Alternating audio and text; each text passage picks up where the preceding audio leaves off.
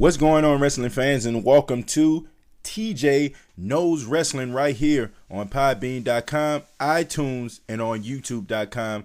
Thank you all for joining me tonight. Well, SmackDown Live is in the books, and I must say it was a very solid show. Much better than Monday Night Raw on last night. I was really impressed with the wrestling tonight and also the overall promos. I was really impressed by that. But first, before I start to talk about the review, I just want to remind everybody to please follow me on Instagram at TJJones8. Follow me on Twitter at TJJones8. And follow me at TJ Knows Wrestling on Facebook. TJ Knows Wrestling. You'll be able to check out some of the updates that I have done. If you don't want to go to find me on YouTube, all you have to do is search TJ Knows Wrestling on Facebook, and it will bring you directly to the links. So please follow me on social media. Once again, that's TJ Jones 8 on Instagram and Twitter, and TJ Knows Wrestling on Facebook. SmackDown Live. Man, I got to tell you, very solid show. Very happy about what I seen.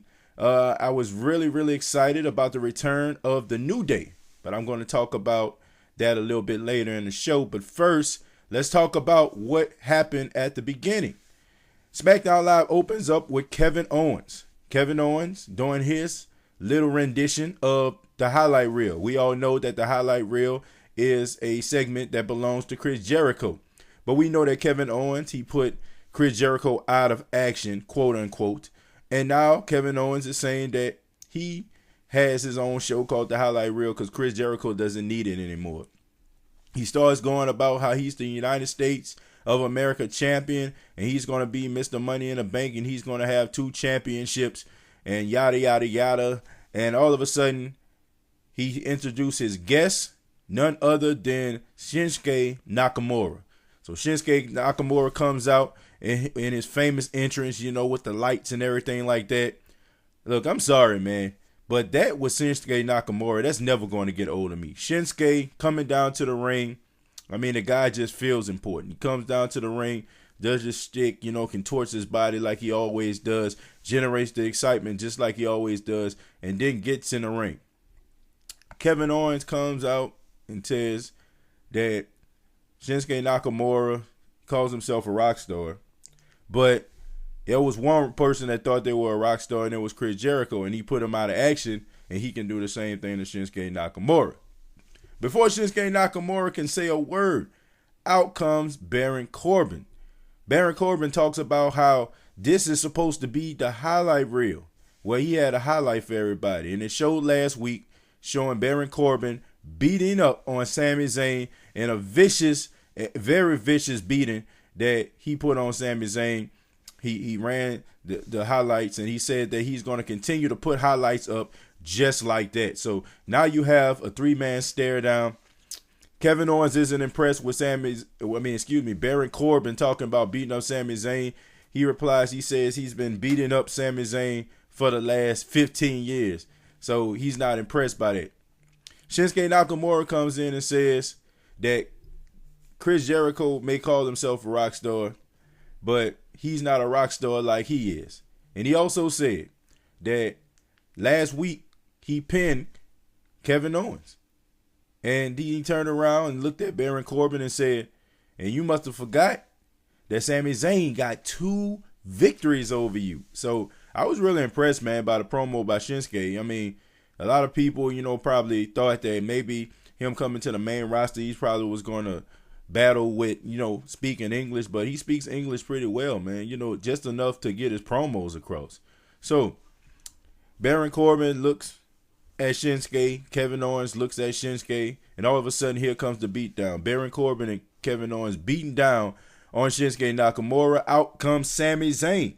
Sami Zayn runs down to the ring, cuts a promo, and says that Kevin Owens, you know that it's never over between me and you. And Baron Corbin is not over between me and you. I think we need to have a tag team match.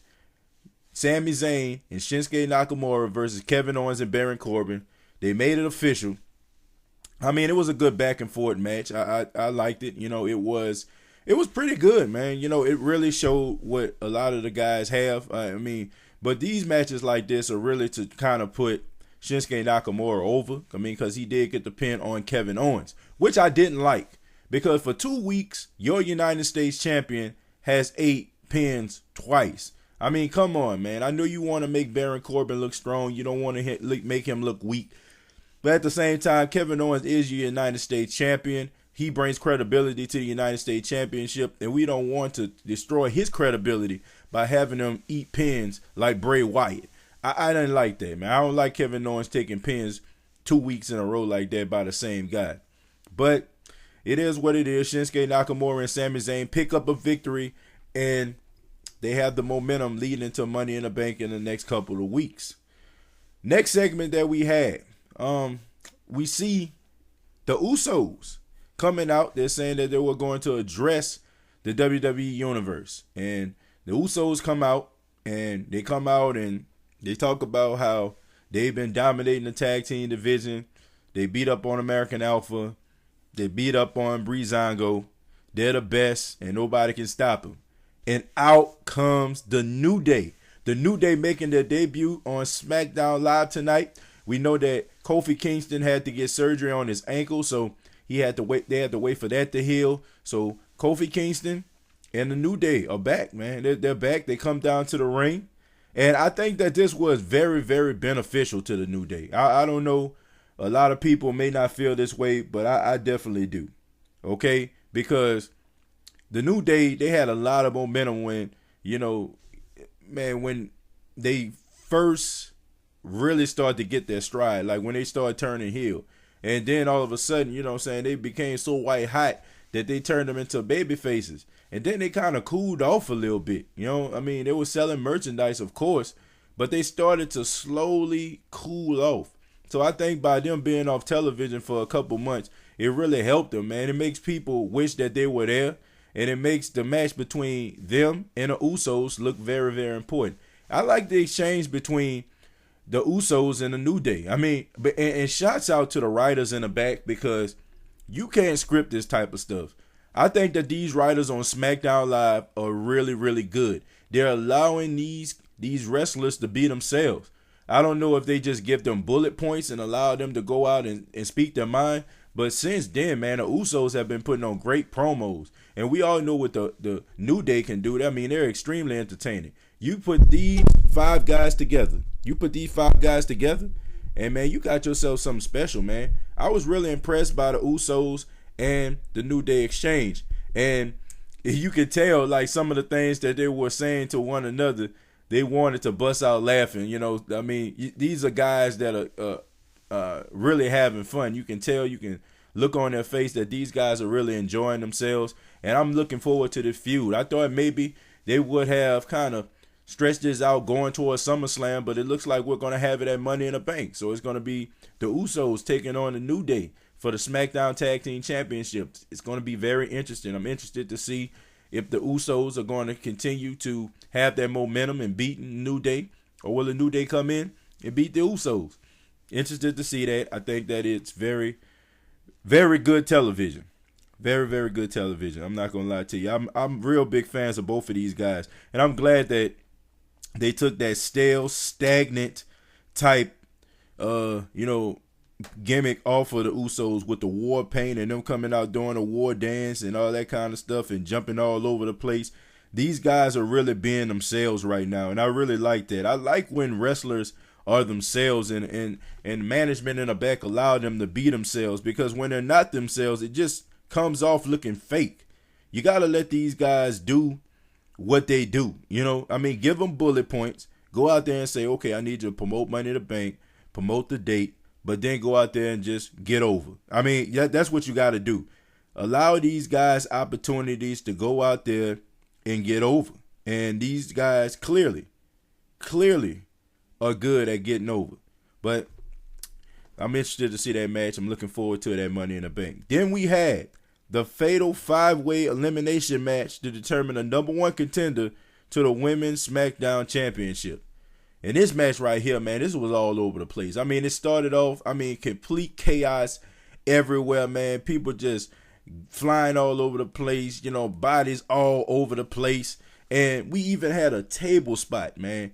Charlotte power bombing Natalya through the table. I mean, chaos everywhere. It got so bad that Shane McMahon had to come out there. Shane McMahon came out, interrupted everybody, and said, look, you guys really seem like y'all want to go at it. So I'm going to do something. For the first time ever, you 5 women, Natalya, Becky Lynch, Carmella, Tamina, and Charlotte Flair, are going to have the first ever Money in the Bank ladder match. First time ever for women to have a Money in the Bank ladder match, and a winner gets the right to decide when they can challenge for the SmackDown Women's Championship.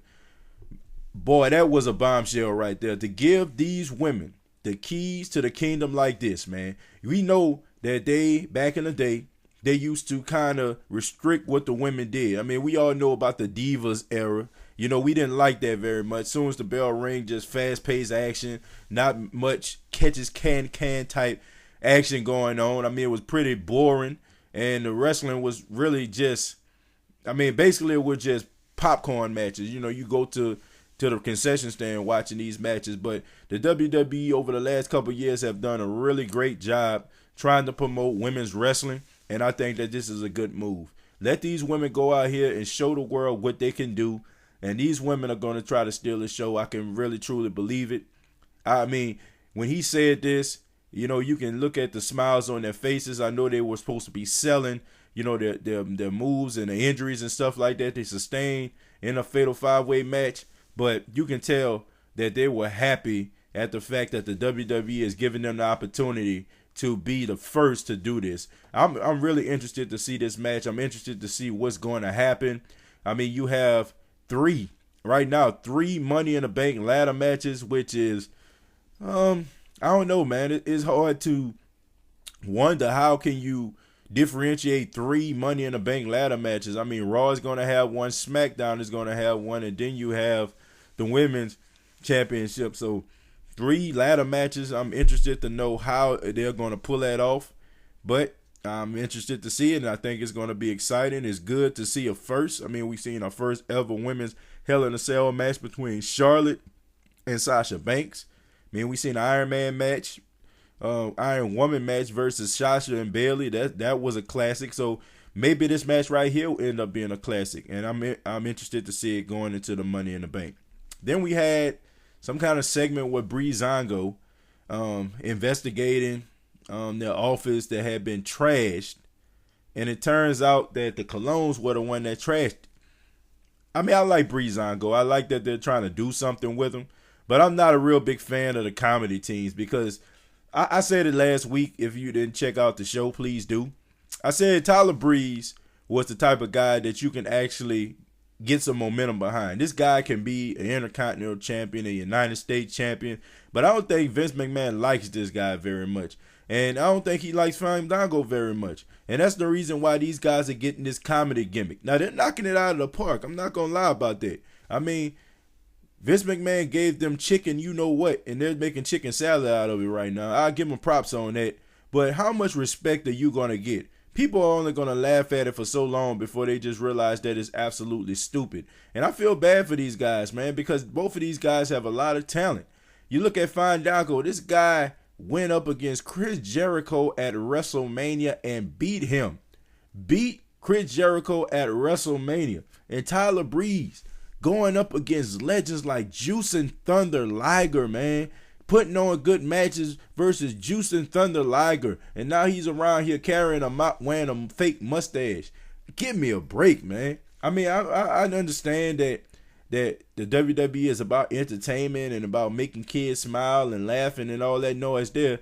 But these guys have what it takes to be a legitimate tag team. And it's sad that Vince don't respect these guys. I don't think he respects them very much. I don't think he don't really values their talent. He can't, because if he did, then he'll give them a better gimmick than just walking around here being the masters of disguise. And the poor Colognes, man. Look, you can be the shining stars, the shooting stars, Los Matadores. It don't matter what you are. If you are a Cologne, you're gonna suck, okay? They done took the mask off them and made them the shining stars, gave them Hawaiian shirts. Then they took the brochures out their hand and made them the Colognes, and they still around here eating pins. So what what is wrong with the Colognes, man? Why is it that these guys can't get a push?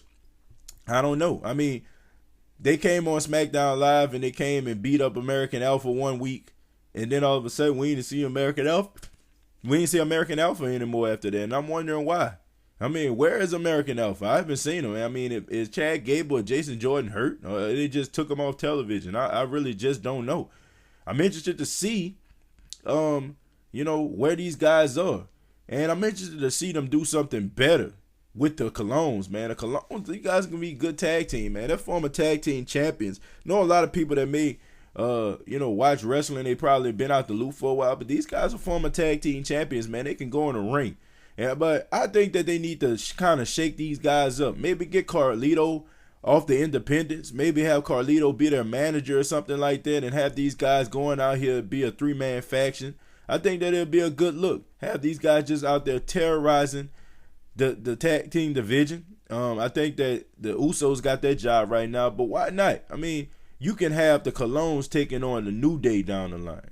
I mean, you can have Carlito, Epico, and Primo going up against the New Day. And think about some of those battles. I mean, you have the Freebird rule that the New Day live by. I mean, you can have the same thing for the Colognes. You can have Colognes versus the New Day. Then you can have American Alpha once again go up against the Usos, and you still can build your tag team division, and it will still look as good as it does now. But they need to do something with the Colognes, man. You can't just have 3 tag teams around here running roughshod and forget about the ones, like with Breezango and the Colognes, because they deserve better than that. Then we seen a segment from Randy Orton. Randy Orton comes out to the ring, cuts a promo, talks about his father main event in the very first SmackDown, not SmackDown, very first WrestleMania. Very first WrestleMania against Hulk Hogan back in the day. He talked about that. He talked about how his grandfather came from the silent era where they didn't really talk that much. They just was about that action. He talked about him going back to Money in the Bank in his hometown, and he can't show his face if he can't get his title back. He said he let his guard down, losing to somebody like Jinder Mahal. And he said that he's tired of talking. He said at Money in the Bank, he's going to get back his title. Then we see Jinder Mahal on the Titantron, cutting a promo, talking about Randy Orton, talking about he's just like America. They're living in the past. He's the future. He's the modern day Maharaja, the same old stick. No confrontation, none at all. I don't know why. Maybe, Jinder Mahal cut that promo back in the back, probably about 20 minutes before Randy Orton came out. I do not know. But I do know this. Jinder Mahal looks okay at WWE Champion. He looks believable. And that promo package that they did promoting him and showing those other countries and how much love and respect that he's getting in the country of India, it really shows that this thing can work, because that's the whole reason why he became WWE Champion. I mean, it's no surprise that the WWE is trying to capitalize on the success of having India as the 3rd largest market when it comes to the sales and viewership. So watching Jinder Mahal become champion, I mean, it's a no-brainer. I mean, you have to remember, I understand that we as fans, we get so emotional. We get so emotional watching WWE, looking at it on TV, but we have to remember that the WWE is a business. It's a business, and it's about making money. And when you're in a business, and the WWE wants to make money. And how do they make money? They capitalize on Jinder Mahal. They try to get that 3rd largest market. They already have the United States. Regardless of what we say, we're not going to stop watching wrestling. Doesn't matter who's champion, who lost, who won the Royal Rumble. All we gonna do is whine and boo-hoo. And man, my favorite wrestler, man. Why Sami Zayn can't be champion, huh? Why people don't look at him as the next Daniel Bryan? Man, give me a break. You're not gonna stop watching wrestling, and Vince McMahon knows that. And then on top of that, man, for all these internet fans out here who sit around and complain about these guys, you'll like a guy 1 minute and then change your mind the next. And that's the reason why Vince doesn't respect your decision. You'll be white hot on a guy for like a couple months. And then all of a sudden, if he loses a couple times, all of a sudden, they just straight buried him. If you're a fan of the guy, be a fan of the guy 100%. I mean, make sure that the WWE backs him. When Daniel Bryan was around there getting some sorry booking, we stood up. So why can't we do the same thing for our favorite wrestlers? And I think if we started to do that, maybe Vince McMahon would take us serious. We're upset at Jinder Mahal being champion. Not everybody. I've seen a couple people say that they'd like the move of Jinder Mahal being champion. They don't mind because it's something new and refreshing. That's the way you have to look at it, because Jinder Mahal is opening the doors for Sami Zayn. As weird as that sounds, I know Sami Zayn is a much better wrestler than Jinder Mahal. But at the same time, by Jinder Mahal walking around being champion, that just shows that SmackDown is the land of opportunity. Sami Zayn is on SmackDown, and it's just a matter of time before Sami Zayn may have the true underdog story and become WWE champion. You might even get a WrestleMania main event out of it. So please be patient. Don't be so critical of this, because I like the move. And remember that the WWE is a business. All they care about is that green. They don't care about your tears. They don't care about you writing in. They don't care about your tweets. Well, maybe they do care about your tweets, but at the same time, they don't feel like your tweets are going to generate them any money like the country of India is. So Jinder Mahal, his promo tonight wasn't all that. I don't like the fact that they didn't allow him to come out and probably even stand on a ramp and talk to Randy Orton. I don't like that. I don't like those backstage segments. I mean, to me, when I see a wrestler using a Titantron, I just feel like the WWE don't trust them to stand out in the forefront and deliver a promo. And I feel like that is handicapping the superstar. And while watching Jinder Mahal in the back, it just shows that the WWE doesn't have enough confidence in him to say, hey, we want you to go out there and say this. I mean, how many times you think it probably cut? I want you to say it like this, Jinder. Now say it like this. Say it with more aggression. I mean, when you're saying that stuff in the back, it's like you can put your own little spin on how you want him to say it and how you want to deliver it. But when it's live, I mean, it becomes out genuine. It comes out direct in your face, and it comes out the way that it's supposed to be. Okay? In life, we don't get any more mulligans. So we don't get a mulligan. We don't get a do-over in life. So he shouldn't get a do-over when it comes to doing those promos in the back. He's the champion, so allow him to act like a champion. Let's not give him the Roman Reigns treatment and put him in a ring with people that can actually talk. Let Jinder Mahal do his thing. Let him learn from his mistakes and let him grow from that. And I guarantee you, people will probably start respecting him more as a credible champion. Then we had the main event of the night. AJ Styles returning home in his hometown of Atlanta, Georgia, going up against Dolph Ziggler. Now, when I first seen this match, I'm not going to lie to y'all, man. When I first seen it, I was like, man, they about to let AJ Styles bury Dolph Ziggler. And then I thought about it. AJ Styles was in his hometown of Atlanta. And we all know that Vince McMahon does not allow wrestlers to win in their hometown. The only person I seen that won in their hometown in a very long time was Alexa Bliss. She won the number one contender for the Raw Women's Championship in her hometown of Columbus, Ohio. Excuse me. She won in Columbus, Ohio. And that was weird to me because I thought for a fact that she was going to lose. And then she goes up against Bayley in her hometown of San Jose, and Bayley loses. And now tonight, once again, living by the tradition of Vince McMahon, AJ Styles loses to Dolph Ziggler with a super kick. Good solid match, man. I was expecting I'm talking about a 5-star match between the two of those guys, because when you got Dolph Ziggler, who is a great in-ring performer, and you got AJ Styles, who is by far the greatest in-ring performer of this particular generation, I thought I was going to see some fireworks. I thought I was going to see some man. I thought I was going to see some stuff, man. But it wasn't all that. On a scale of 1 to 10, I get a match about a 6.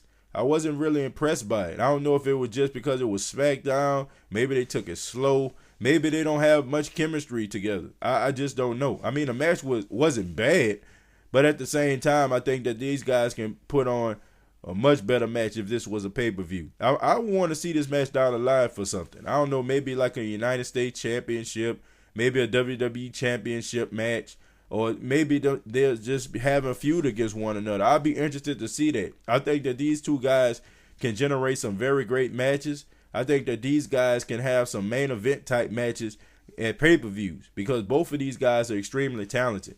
Everybody knows that Dolph Ziggler is one of my favorite wrestlers, so in my book, Dolph Ziggler can't do anything wrong. I just feel like he's been booked very badly, and I think he may need to take a vacation so people can miss him, so they can know that Dolph Ziggler was something great when he's gone. And then when he comes back, he can repackage himself and go out there and steal the show just like he always does. And that for AJ Styles, I mean, like I said, he can't do anything wrong. I just feel like this night was basically one of those nights you just got to chunk it up as a loss, because these guys both are 7 to 10 star. I mean, yeah, 7 to 10 when it comes to the match ratings, hands down. And I like both of them.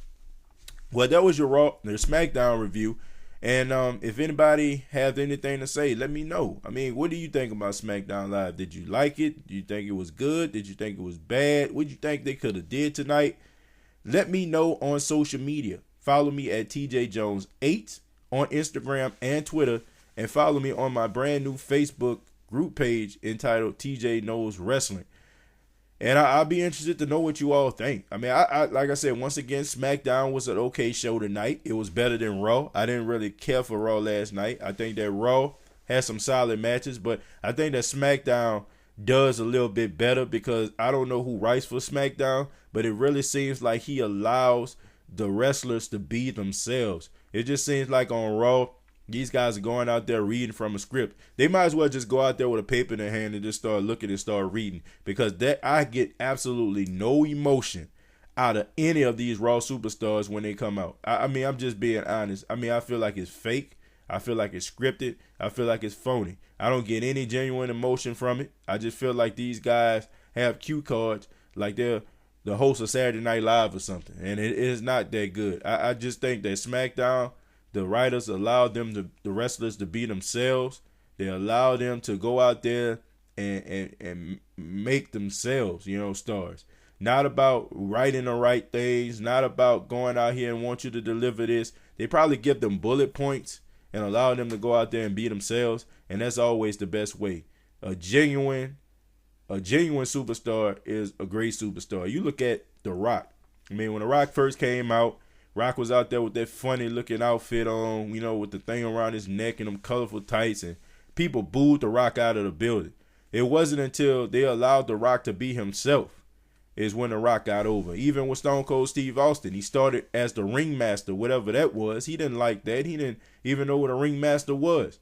But he turned around and they allowed him to be himself after he cut that promo at King of the Ring, knocking off Jake the Snake Roberts, and he said Austin 316. And after that, they just allowed him to be himself. He turned the volume up, and now we know Stone Cold Steve Austin as the greatest WWE superstar of all time. You got to let these guys be themselves. That's the only way, in my opinion, they're going to get over. Well, this has been TJ Knows Wrestling. Thank you all for joining me. Till next time, you already know, but I'm going to tell you anyway. We global. Good night, everybody.